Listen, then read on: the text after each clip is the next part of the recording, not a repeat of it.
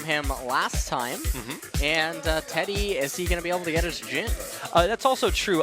Teddy actually in an interviews, we see that Victor banned away from Kuzan immediately. In an interview with Osan, Teddy actually said that he actually thought the Corki pick might have been banned away against him, since he has actually played that when he was previously performing, I believe, in LSPL. So nice to see maybe a 2-for-1 value off of the Corki ban, and there it is, coming out on your screen. So Victor Trundle Corki for the ROX Tigers banned away from Jhin Green Wings, and there's that Victor banned away. And like I was saying, I expect a more mechanically intensive mid laner for the Tigers. Cassiopeia is existing in the meta right now. Unfortunately, Syndra is banned away right there, but Ryze is also on the table. So I expect to see one of those two.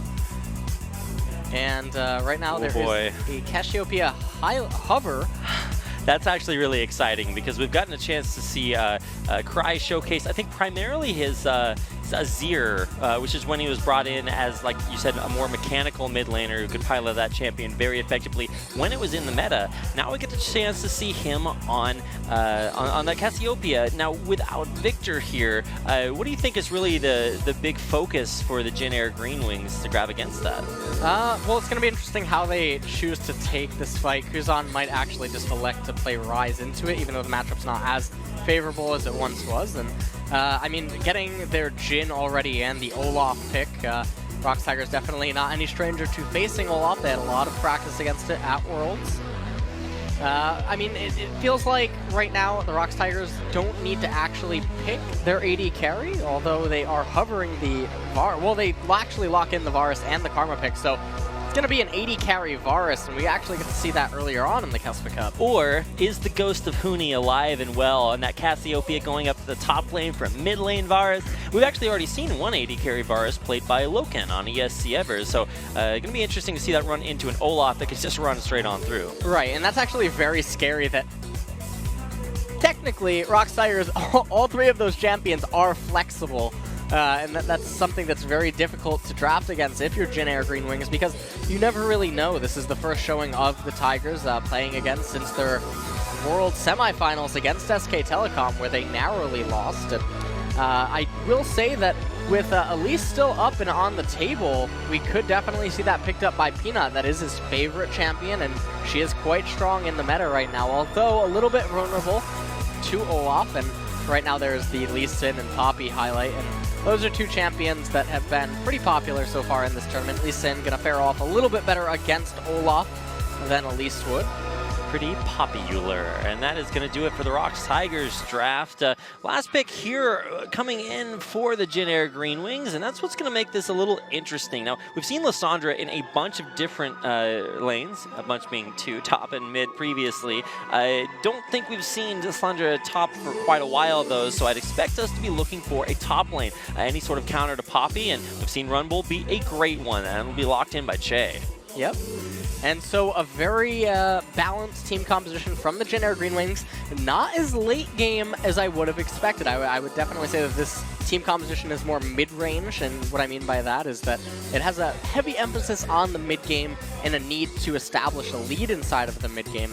The Tigers definitely have a lot more control inside of their team composition, but this is a team comp that can get very explosive very quick, mostly in part due to that Lee Sin and the Cassiopeia.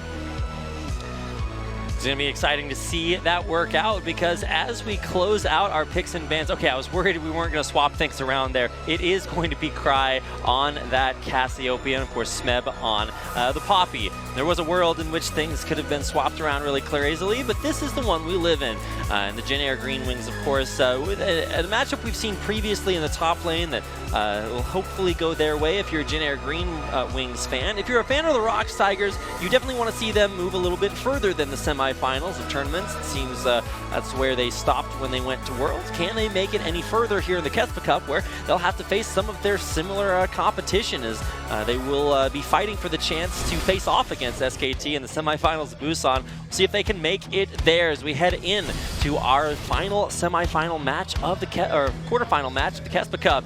It's the ROX Tigers with Smeb, Peanut, Cry in the mid lane, rounded out by Prey and Gorilla. On the other side, the Jhin Green Wings, Sohwan, Winged, Kuzan, Teddy, and Che. Jetty back on that Jin again. If you guys want to show your support for these teams, hashtag ROX Tigers or hashtag ROX win or JAG win, and of course hashtag the KeSPA Cup to let everyone know what you are watching as we prepare for game number 1 of our final best of 3. There's a burning friction!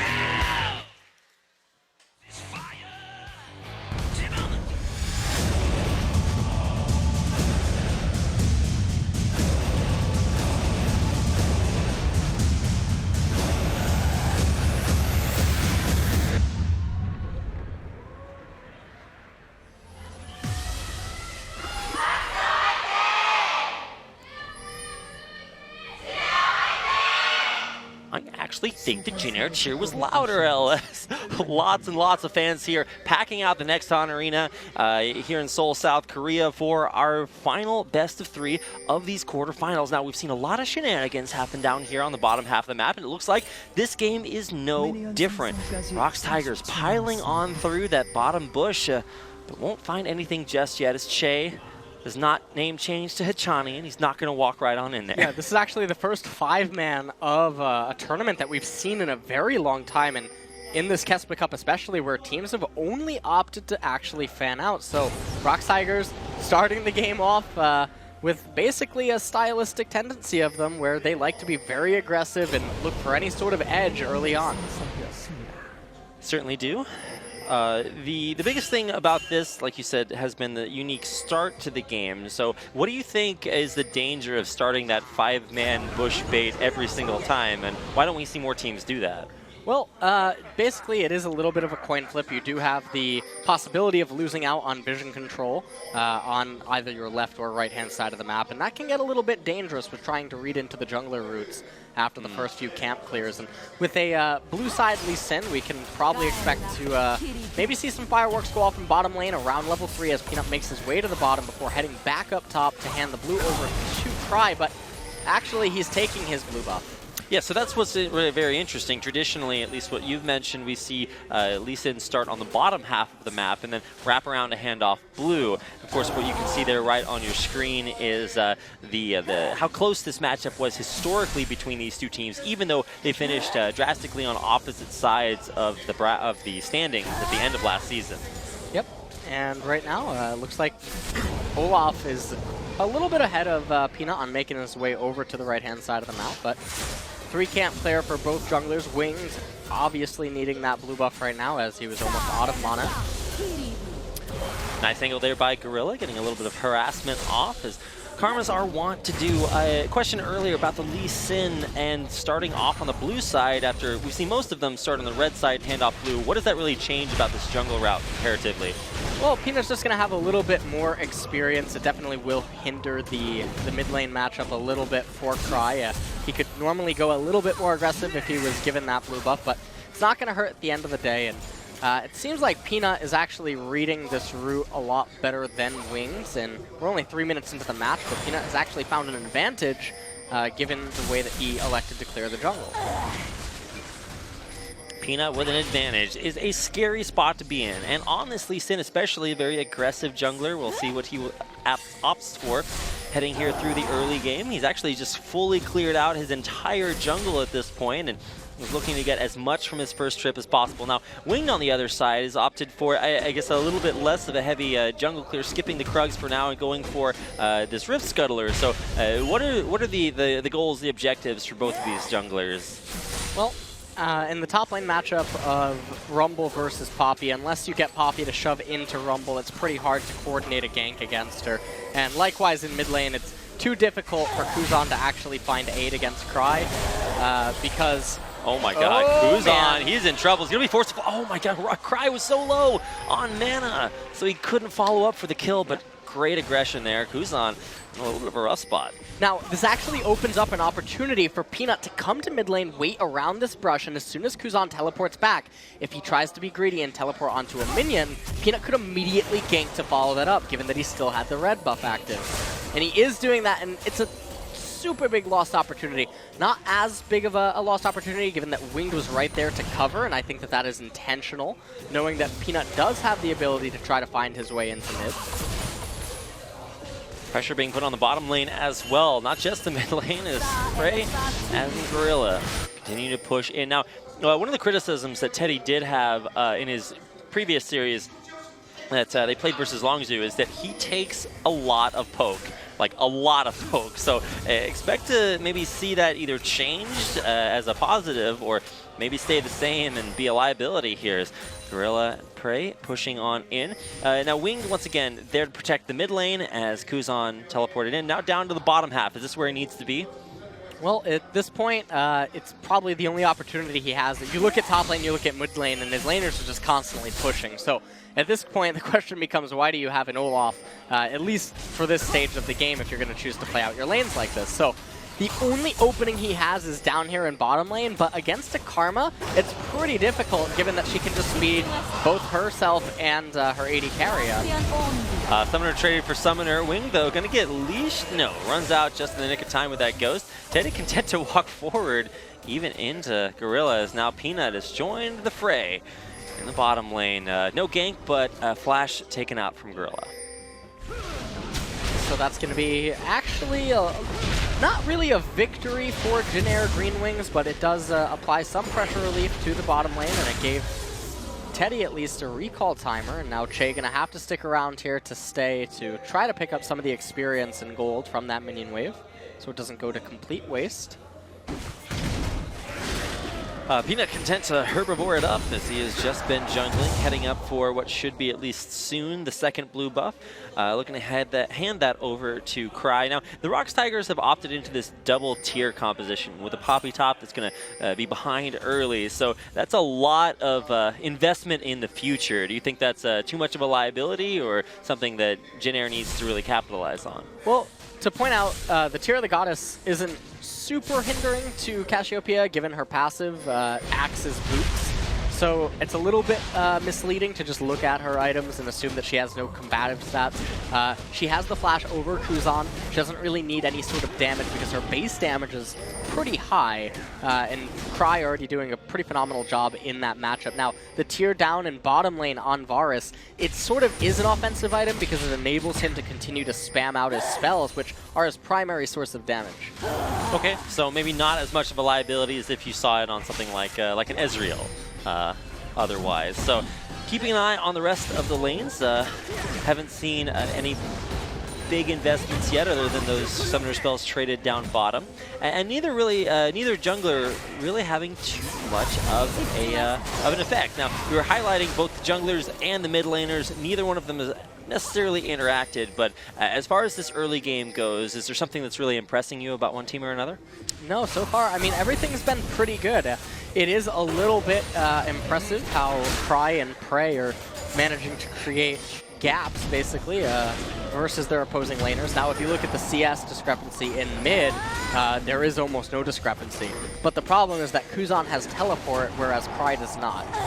So for Kuzan not to have a CS advantage is a little bit problematic. Might very well be. He's also come back to lane with a Negatron cloak, so might be a little bit more immune to being spammed out by Cry early, although he does have that tier, so we'll be getting a lot of that mana cost refunded. So with junglers finishing off their second buffs just now, it's going to put them both on red, which does offer a lot of powerful aggression opportunities. See where they can put them off, as they are kind of sitting around the mid lane, especially Winged, who just taking a trip on by. Peanut continuing to just endlessly farm over and over, and that's because really the onus is not on Peanut to make anything happen. It's more so on Winged. And Winged has not been able to make anything happen, mostly due to, in part, how Sohan and Kuzan elected to play out their lane. So we do have two relatively aggressive laners. Now, you talk about the anti-scaling from Olaf. Is the same thing there for Peanut's Lee Sin? Do they really have to get something accomplished early? Well, Lee Sin has significantly less anti-scaling, given that the kick is always going to be potentially game-changing, whereas Olaf is... He's basically a punisher. If an opponent makes a mistake, if they misstep, Olaf is one of the best champions in the game at punishing that. But if they don't make the mistakes, then Olaf is always going to compromise your team the later a game goes. See if this game does go late. Of course, Jin Air, a very late game team, and you mentioned that in your tweet before the game about how this is, you know, the slowest team in LCK, Jin Air versus the ROX Tigers, who have been famed for being able to just get these crushing leads and bring them home for early victories. So we'll see if that aggression is still out there, because we haven't necessarily seen it yet. Yeah. And some more items now picked up for Cry as he has returned to the middle lane. And it looks like Abyssal Scepter will be the first item of choice for him, which is going to be pretty good given that 2 of the 3 carries for Jin Air Green Wing steal magic damage. Abyssal coming in. It will actually help out Sohwan as well. Taking a look at that. Oh, you meant the Abyssal is coming in from Cry. So on Sohwan, on the other side, who's most likely also going for an Abyssal here, is that really quite as valuable? Who gets the most value out of that itemization? Well, so Kuzan gets the value out of it because Sohwan is also going to be able to benefit from it. Okay. So in an offensive manner, Kuzan and Sohwan benefit from it, but in a defensive manner, Cry benefits from it. All right, so different ways. Now, KeSPA going in, missing the knockup thanks to an immediate flash away, but Peanut's too good, and he's got the turnaround. Sohwan does have a teleport coming his way, the equalizer on the wave, but not onto Smeb, and that will result in overall non-factors. Both laners make it out alive, although the investment of Kuzan's TP, did that make it better for ROX? That does make it better for ROX because Smeb didn't actually use his summoner. So they trade flashes up there in the top lane. Now, Peanut losing his flash at this point in the game is not nearly as impactful as Sohwan losing his flash, because now he's very vulnerable to Poppy if he makes a misstep again, because Peanut's not going to need that flash to actually get into position. Kuzan losing his teleport definitely means that Cry was able to develop a little bit more of a CS lead, and not just a CS lead, but an experience lead as well.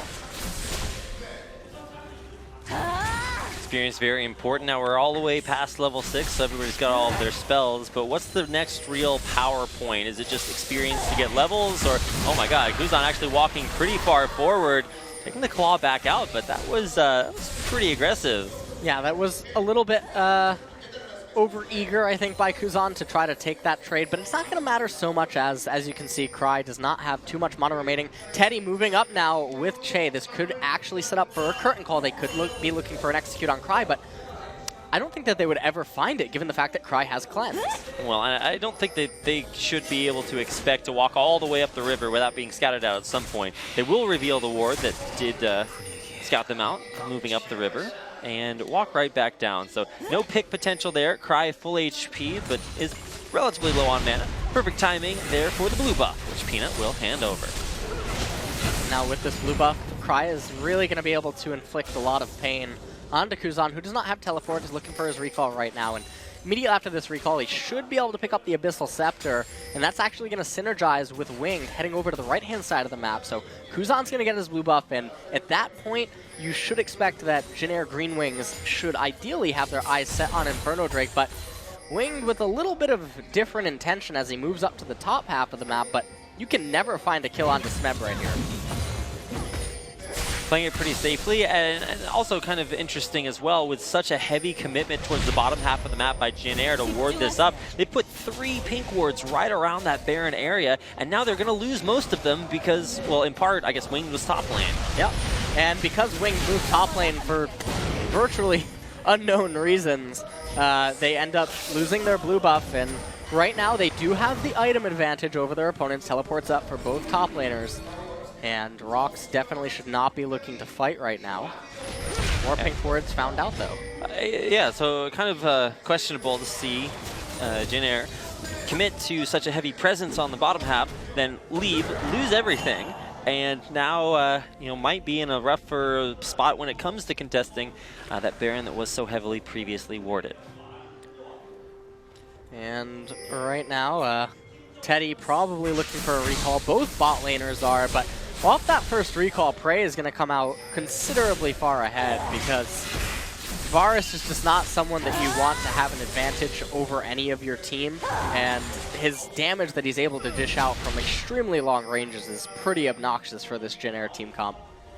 And while we do see him more traditionally in a mid lane role, I guess, he's actually been played more as an AD than he has as a mid laner. Oh my god. All right, how about that extreme range damage? Les Teddy taken super low, but should be safe enough. No, he's forced to stop his recall again.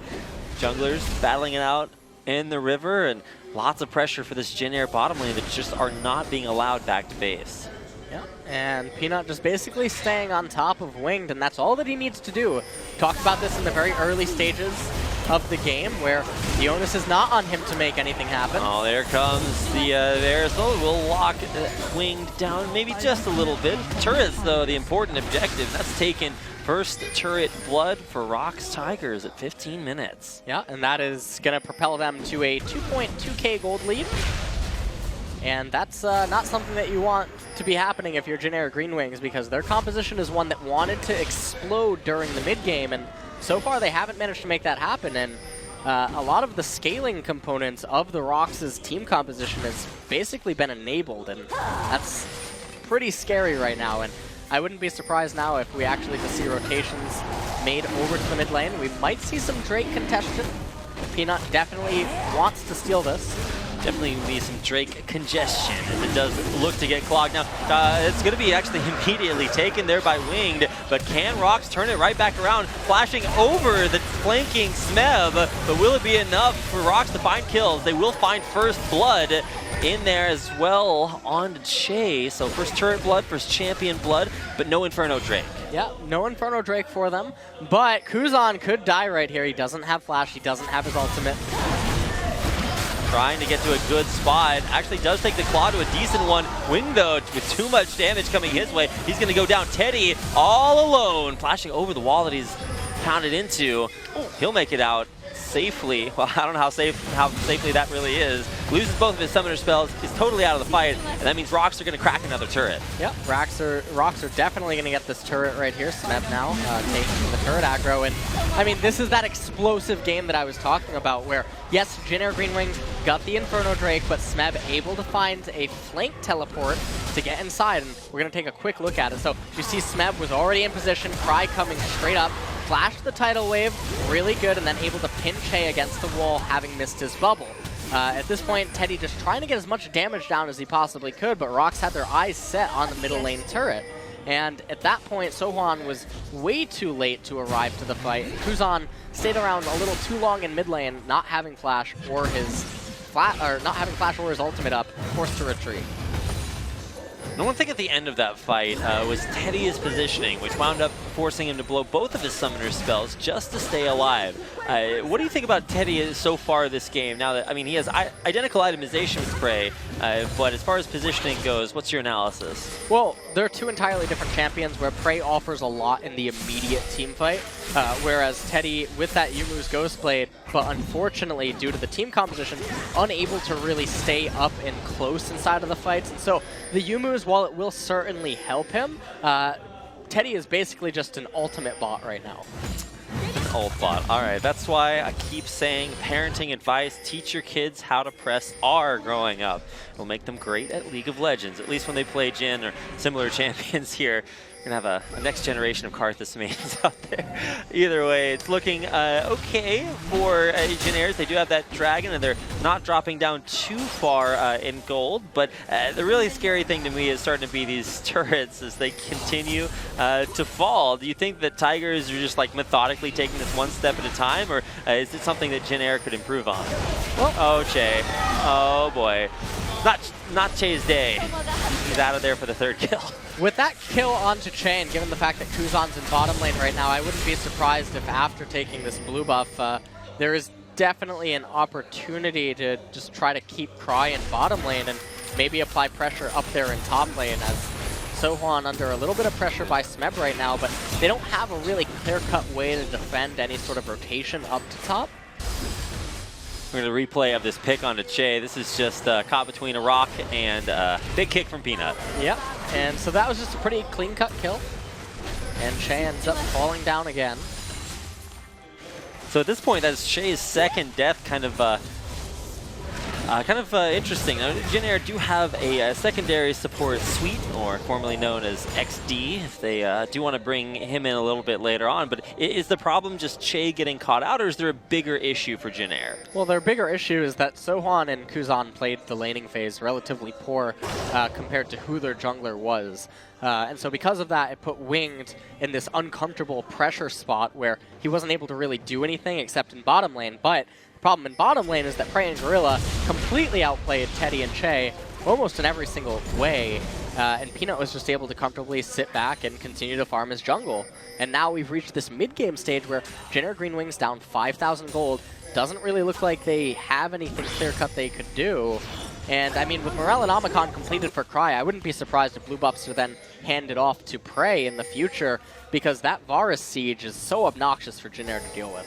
Yeah, we've seen incredible poke damage from an all-season last year in LCK, and we've seen it back here in KeSPA Cup, as its performance here is, I don't know, it looks a little bit better than when Loken did pilot it. At least Prey now finally getting the opportunity to rotate out of his bottom lane into the mid and continue putting this pressure on. So what's the reasoning here by ROX Tigers to make that rotation from bottom up to mid, and then, like you said, to maybe try to sit Cry down there, who's now coming back up? Well, it's all about creating pressure at locations that are going to be unfavorable for your opponents. And right now, Jin Air Green Wings, generally they would like to be fighting right around this point, but the ROX Tigers are too far ahead, and so forcing them to move to the top-hand side of the map when Dragon was going to be a minute or 2 minutes away would force them to devote and commit resources to a part of the map that would be generally unfavorable for where the next fight and major objective is going to be. Good snipe there on Che, and as far as, well, where this next major objective is, it's 4 seconds till this Dragon is going to come back up, and with both top laners with teleport, they are heading that way. Now, there's no way for Sohwan to stop Smeb from teleporting down there, whereas on the other hand, lots of opportunities for Poppy to interrupt the Rumble from joining this fight. Is that something these teams have to keep in mind, or, oh man, might actually not be able to talk about it? Prey trying to run his way away as quickly as possible. He's got that support from Gorilla. We'll get to the safe zone. And a Cloud Drake is the one to spawn for the Tigers. Not the worst, not the best. Certainly better than Water Dragon, but not as good as Mountain and Inferno. No smite steal there by Winged, who did come dangerously close to the area. So coming off of that Dragon, taking that objective out of the way, Jin Air is still kind of looking for the next step to take.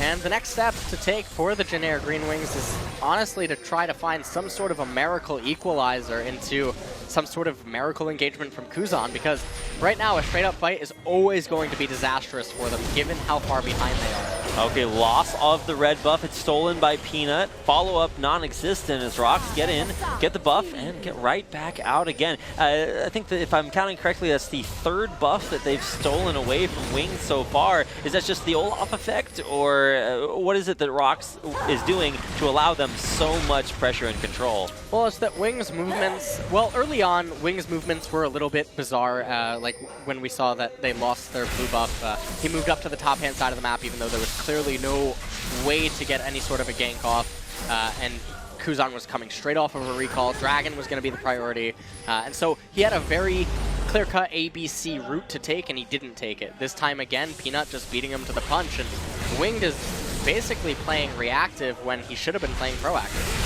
That was an interesting route to get to the turret there from Peanut. I felt like he realized he just scouted out, got into a good spot, and now ROX looking to take their third and final outer turret. Che, no, that is not going to be the turret you defend, but Kuzan might actually be able to make this one happen. Gorilla coming up, though, and maybe turning right back around as Zanya's, and now that gives time for this turret to get taken out. Not on time with the Cryo. Looks a little bit like Fakers from earlier on in the tournament in his round of 12 match. Either way, it's okay. And that means that the turret goes down, and that's 3 kills, 3 turrets, and soon to be much stronger ROX Tigers is next time they head on back. Okay. Oh, okay, I'm watching you, Winged. Winged has yet to really accomplish a whole lot other than just die in that earlier fight, and now Prey back into the safety zone. Jin Air just seemed like they're really kind of struggling to find what their next step is going to be. Well, first tower of the game picked up for them anyway. Yeah, but it comes at the cost of being entirely out of position for this mid lane siege, and with Varus making his way up the mid lane, it's very unlikely that, well, never mind, they have their eyes set on Swarm. Oh my god, beautiful. Stun into the wall, follow-up kick, the knock-up, but even still, Sohwan surviving for so long, he'll finally get taken out of there, not without popping that Maw of Malmortius for Peanut. Interesting itemization, but Smeb in the backline in onto Kuzan will get the stun into a follow-up stun there. Cry will get exhausted. As Kuzan heals up, he's going to get locked into his Glacial Tomb. Peanut low, but off to the backside. It's going to be a kill there for Cry to make it a 2-for-1 exchange as Peanut did fall. Oh my goodness, Smeb walking forward. I was thinking he was about to make another engage happen, but it looks like instead ROX disengaging. Content to continue their pressure in the bottom lane. Yeah, and Prey looking to poke people out right now. Doesn't deal enormous amounts of damage just yet. Still has to get a few more items, but I mean, in the end, that was a pretty big victory. Cry trying to get this blue buff. Winged, no smite, so it does end up going to Cry, and that is very painful as well. Third blue buff in a row, stolen by the ROX Tigers, really keeping that off Kuzan, who couldn't have gotten it anyway because he died in that fight. Yeah, so if we just take a look at this fight, ROX Tigers turned their attention to Sohwan due to him being out of position, and when they finished him up, you see the teleport coming in from bottom lane. Peanut put the Q on the Gromp because I think he wanted to just hop over via the Q, but then forced to flash because his Maw was off cooldown, or on cooldown at that point. Kuzan Zanyasing one more time, but it wasn't enough to save him. Meanwhile, in the background, we see Wings come in, pick up the kill onto Peanut, but then Olaf do what he does best. As he runs away. The race car Olaf just zooms through your team, bops the low health guy, and makes it back out the other side. I guess that's Wings' moment to shine. It's just kind of funny to see him like swinging his axes around, you know, gives the boop to Peanut and takes him on out of there. Now Peanut walking forward, some nice jukes around, everything thrown his way. Positioning now around this Baron buff. We're 27 minutes into the game, and Tigers have a pretty sizable lead. Is Baron the objective that they should look to siege? Well, Baron is a real objective, but you don't want to tend to do it if the enemy team has all of their champions up, because Rumble's Equalizer, it's a pretty easy way to dissuade you from sticking onto that Baron or finishing it. And equally, I mean, the curtain call from Teddy is going to be a pretty rough thing to try to sustain and absorb through. All right, well now Wing versus Peanut. Looks like they will find each other out. The ward sticks as Peanut establishing this deeper pressure. Wing, though, putting out a pink to try to find one of his own, forces out his ult, which will be very important for this upcoming fight as Peanut looks to steal away yet another buff. And the red buff probably going to go over to Peanut here as the top tier 2 turret looks poised to fall, although they do stop their siege right now. Smeb, in the meanwhile, content to continue pushing this bottom half of the map, and it doesn't look like there's a whole lot to come stop. And right as I say that, Sohwan diverts to come deal with this effect, and Peanut not content with just stealing buffs away. Wanted to take the Merc Wolves and won't be successful. Gets a Gromp, though. And right now, an Inferno Drake has spawned again. We see that Cry trying to get a little bit cheeky. And I think he's going to. Well, Wing does not have his Ragnarok, but he will be able to get out of there, at least for the moment. Continuing to try to find something, but the backline's what's vulnerable. Cry getting knocked up, getting slowed. The damage is down there, and it's actually Sohwan to finish him off. The mid laner's dead for both sides, and Teddy narrowly able to survive. Who comes out ahead in the end is ROX siege mid. Well, Kuzan going down there is bad, but if you notice, Cry's death was a little less in vain as he managed to take Che and Teddy completely off the battlefield, and now the Tigers looking poised to take this Inferno Dragon. Once they get that, the other problem that the Jin Air Green Wings have yet to really deal with, and I hope that's not a ping to start Baron, because that would be one of the worst calls. Okay, instead it was just a ward, but you notice that there is still 2 tiers on the ROX Tigers team composition. So once those become a different item, and hold on as we take a look at this fight, so you see that Cry able to get onto Teddy, holding his ult until the exhausted ended. Really good intention, but unfortunately got locked up by that Nami tidal wave and unable to find the kill onto Teddy there, but that was alright as they still traded 1-for-1. But when the Monomune and Muramana come out for Prey, and when Seraph's Embrace is completed for Cry, that's a very, very big wake-up in terms of damage that the Tigers currently don't have, but it's almost here, and Jin Air doesn't have a way to respond to it. Jin have struggled to respond to really most things thrown their way, and this is Wing going crazy again. It's the race car Olaf in onto Gorilla. Here comes a curtain call with a nice double bubble committed there by Che, and it does look like Gorilla might go down. No! He survives, and now it's going to be a one dead Winged out of there. Kuzan the next to fall, and Peanut looks like he might have sights set on Sohwan, who does just barely escape with his life. Two big picks for the Tigers. Oh. Whoa, my. All right, Teddy's got something to say.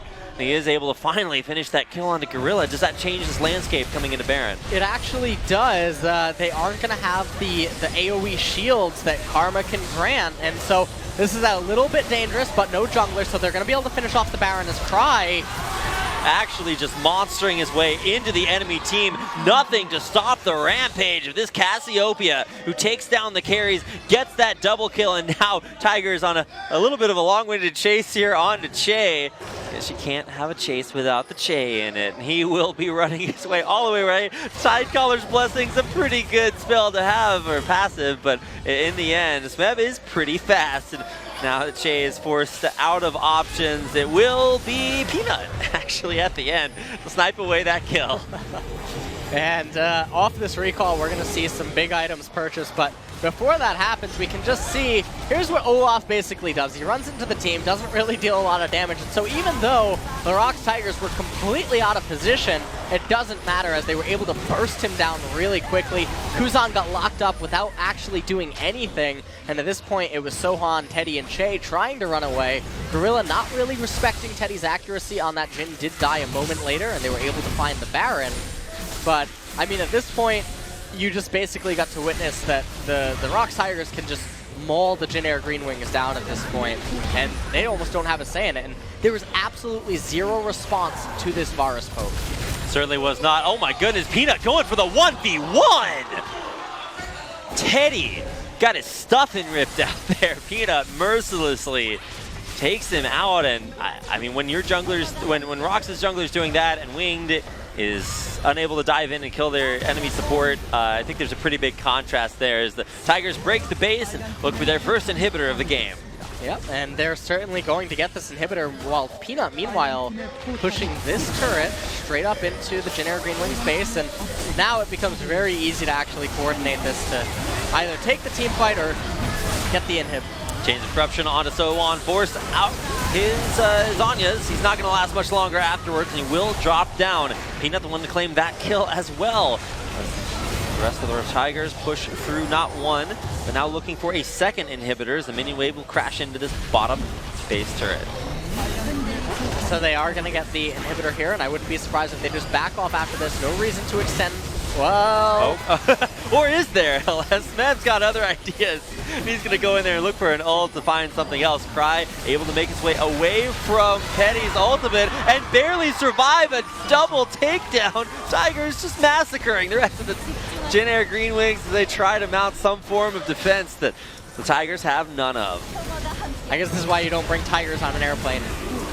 Generally a bad time for the Jin Green Wings. They have got to get these Tigers off this plane, but if they're not going to be able to do it in game number one, as the Tigers crush through their base, maul Jin back to the fountain, and it looks like ROX Tigers are going for a few bonus points before turning this game into its end. It will finally finish as the Tigers have 5 times the number of kills for 15-3 victory over the Jin Green Wings. Yeah, and that game was basically what I expected it to be, that as soon as the ROX Tigers got any sort of an advantage, they just started really shoving it down Jin Green Wings' throat, and they couldn't ever stabilize. And for a team composition that wanted to get ahead and then have an explosive mid-game, it doesn't really work when you're Jin Green Wings and you're just passive all the time. Jin Green Wings for them, that's been sort of their recipe for some degree of success over this season. They've got insanely long game times, but for the Tigers, like you talked about earlier, the difference in style. Tigers have clear-cut objectives. They press them through, and we're able to come out with a win here in game number one. Cry coming in instead of Kuro, as Cassiopeia looked insanely strong there at the end. Yeah, snakes on a plane indeed, as Cry's Cassio was pretty problematic for Jin Green Wings, almost getting the solo kill onto Kuzan. And he would have even busted that other team fight wide open had the exhaust and the Nami ultimate not shut him down, but I mean, a pretty impressive performance on what I expected out of a mechanical mid laner, and we'll see if he actually stays in for game number 2 or if Kuro comes in for game number 2. Big smiles for Happy Boy Peanut after a pretty sick 1v1 there to close the game out, taking out Teddy. And as far as new players go, I guess Cry not a new player. Good to see a strong performance from him. And that's going to take us into our first break of our final series of this round of 8. So don't go anywhere. We'll be right back with game number 2.